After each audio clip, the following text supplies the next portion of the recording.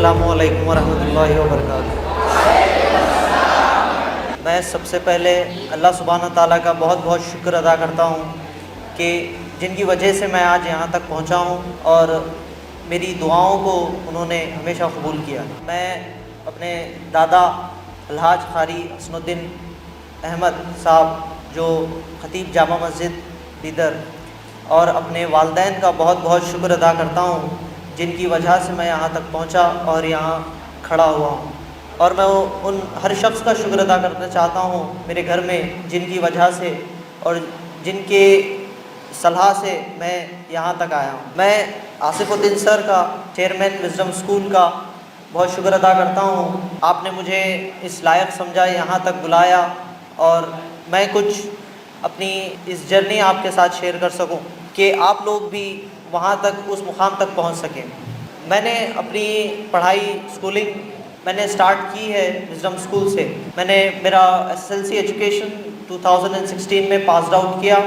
फिर उसके बाद मेरा इंटरेस्ट मैथमेटिक्स और फिज़िक्स के जगह ज़्यादा था, तो इसीलिए मैंने इंजीनियरिंग को अपना करियर चुन लिया था। वहीं से मैंने डिप्लोमा किया। उसके बाद मैंने डिप्लोमा किया, पीयूसी नहीं किया, सिविल इंजीनियरिंग से बिदर से ही किया। उसके बाद मैंने इंजीनियरिंग में एडमिशन लिया। इंजीनियरिंग मैंने गुरु नानक देव इंजीनियरिंग कॉलेज से ही किया। इसी साल मैं वहाँ से ग्रेजुएट हुआ। जब मैं फाइनल ईयर में था इंजीनियरिंग में, मुझे पता चला कि आगे मैं अपनी further masters degree in premium institute से, IIT से कैसे हासिल करूँ। There are two methods to intake students in IITs. First is by writing a GATE exam, which is like a CET. As you all know, the CET exams from which you can enter into engineering courses or any other professional courses. Intake of GATE is around 60 to 65%. Intake, other percentages of intakes is by industry sponsored program, in which the company will sponsor you to pursue your further professional studies in these IITs. I opted both the ways. First, I gave GATE exam. Unfortunately, I didn't clear that, but I came to know about that Larsen & Toubro L&T Construction will have a scheme called as Build India Scholarship, in which there are 3 steps to clear those exams. First, they will shortlist the fresh graduates graduating this year and have a minimum age of 22 years. So I was getting fit into that criteria. I was eligible to write the exam, and they conducted a computer-based test in Hyderabad. I gave test, Alhamdulillah, I cracked that exam, after which the interview was scheduled. It was a 4-panelist interview, in which 2 are the professors of IITs and 2 are the authorities of L&T Construction. So it was a very good interview. It was held around 30 to 40 minutes. After the interview, my final year exam was scheduled within 2 days. I gave that exam, and I was thinking, what should I do next? If I didn't clear those exams, what should I do? After waiting 2 to 3 days, I got a call from L&T that I got selected in this exam. So for selection criteria, there are 3 things. First, your academic performance and the score which you have gained in your CBT test, computer-based test, and the interview. So based on these 3 parameters, the ranking, the merit list was set. Alhamdulillah, I got 23rd or 24th rank about top 70 students. So the next day, the counseling was held. In the counseling, I managed to get IIT Delhi to pursue my masters in construction technology and management. So one more to add that about IITs, sir has told what are IITs and what makes them unique. So the professors there are very highly qualified, highly experienced, and the professors are most senior level professors. वहाँ के जो professors होते हैं वो India के जो mega projects होते हैं, जैसे स्टैच्यू ऑफ यूनिटी, मेरे जो प्रोफेसर हैं उन्होंने स्टैच्यू ऑफ यूनिटी के फाउंडेशन पे काम किया है, और बुलेट ट्रेन के पीछे जो इंजीनियरिंग है उसके पीछे भी मेरे प्रोफेसर्स का हाथ है। उनसे बहुत कुछ सीखने को मिलेगा। और मेरे साथ जो स्टूडेंट्स पढ़ रहे हैं वो इंडिया के कई जगहों से हैं, ना कि सिर्फ इंडिया के, बाहर के भी बहुत सारे हैं, अफ्रीकन कंट्रीज से हैं, फ्रांस से हैं। सो उनसे बहुत कुछ सीखने को मिलेगा। वहाँ पे जो स्टूडेंट्स हैं यूपी के हैं, राजस्थान के हैं, गुजरात के हैं, जम्मू कश्मीर के हैं, तमिलनाडु के हैं, केरला के हैं, हर उस जगह के हैं।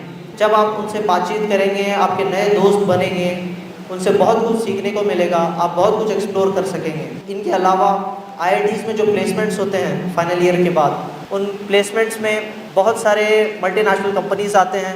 उन कंपनीज़ में बड़े नाम ये हैं कि गूगल कंपनी आती है, माइक्रोसॉफ्ट, मर्सिडीज़, फेसबुक, मेटा, ऐसे बहुत सारी बड़ी बड़ी MNCs आके अच्छा पैकेजेस देती हैं। The mean package, the average package that IITs get there is about 22 to 30 lakhs annually. Last year, the student of IIT Madras from CS background has got highest package among all the IITs, that is around 2.16 crores annually. So these things makes an IIT a unique institutions of India. And one thing to add, that sir has told there is no IIT in Karnataka, but I want to say that in 2016 government of India has established, Indian government has established an IIT in Dharwad. IIT Dharwad is there in Karnataka. So how can you crack these examinations? How IIT, JEE IIT means IIT Advanced? It's not impossible, it's possible. You are thinking that it's too hard to, बहुत tough है, नहीं कर पाएंगे आप लोग। मैं आपको बताना चाहता हूँ कि जो इस एग्ज़ाम में टॉपर्स होते हैं, रैंकर्स होते हैं, ऑल इंडिया रैंक 1, 2 जो लाते हैं, वो भी फ़िलहाल यही सोच रहे हैं कि हम नहीं कर पाएंगे।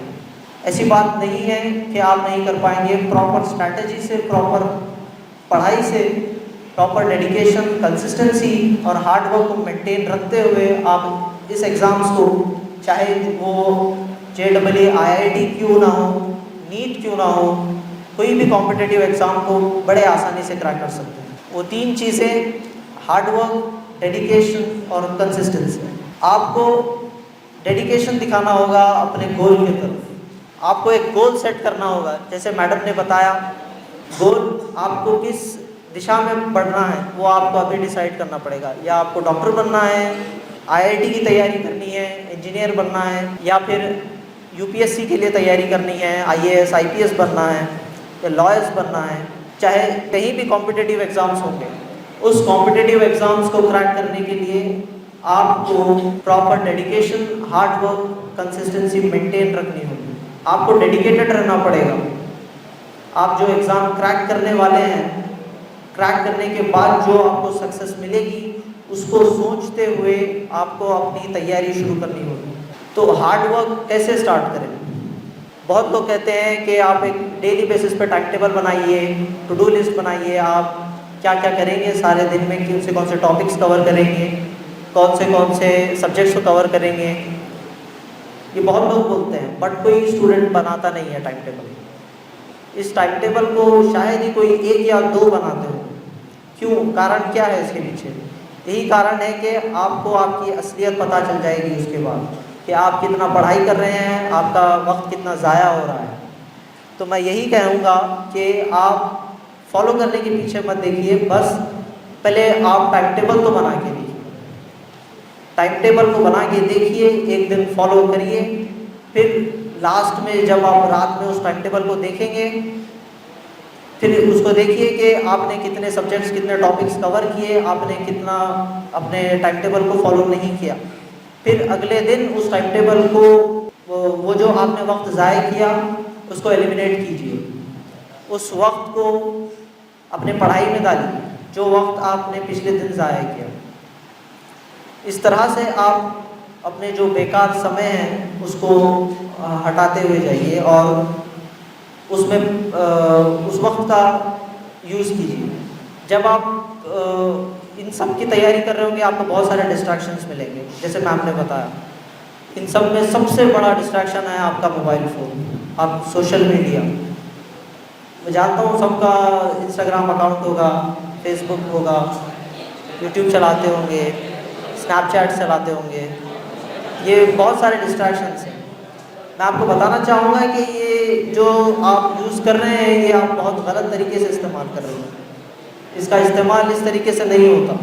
वो एक नए उसमें फीचर्स आए हैं रील्स के, आप एक बार स्टार्ट करते हैं देखना, उसको ख़त्म नहीं करते। वो it's a never ending loop, आप उसमें फंसते ही चले जाते हैं। बट आपको सब चीज़ों से बाहर आना पड़ेगा। आप यूट्यूब का, इंस्टाग्राम का बहुत बुरी तरीके से इस्तेमाल कर रहे हैं। और मैं ये बताना चाहूँगा कि इंस्टाग्राम को अगर आप चलाते हैं, मैं तो कहूँगा कि ना चलाएं। अगर आप चलाते भी हैं तो उन ऐसे लोगों को फॉलो कीजिए जो आपको मोटिवेट कर सके, जो आपको कुछ सिखा सके। ऐसे लोगों को फॉलो कीजिए, ना कि जो अपनी डे टू डे लाइफ उसमें पोस्ट करते हैं। ऐसे लोगों को मत फॉलो कीजिए, ये बहुत गलत चीज़ है। मैं कंसिस्टेंसी के ऊपर बात करना चाहूँगा, how to maintain that consistency.